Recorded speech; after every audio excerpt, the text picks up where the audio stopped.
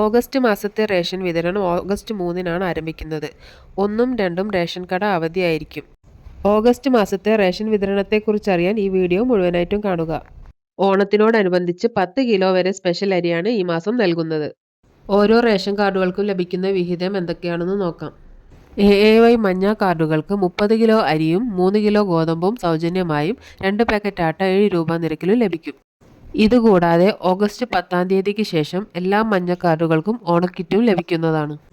PHH pink കാർഡുകൾക്ക് കാർഡിലെ ഓരോ അംഗത്തിനും 4 kilo അരിയും 1 കിലോ ഗോതമ്പും സൗജന്യമായും 3 പാക്കറ്റ് ആട്ട 9 രൂപ നിരക്കിലും ലഭിക്കുന്നതാണ്.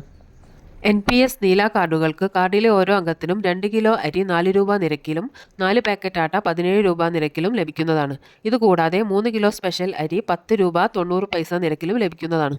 അതുകൂടാതെ 2 കിലോ ഗോതമ്പ് 8 രൂപ 70 പൈസ നിരക്കിലും 10 കിലോ അരി 26 രൂപ നിരക്കിലും ലഭിക്കുന്നതാണ്.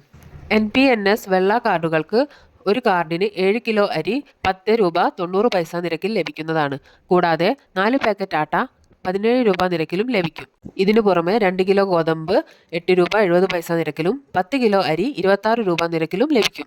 NPI കാർഡുകൾക്ക് 2 കിലോ അരി 10 രൂപ 90 പൈസ നിരക്കിലും 2 കിലോ ഗോതമ്പ് 8 രൂപ 70 പൈസ നിരക്കിലും ലഭിക്കും.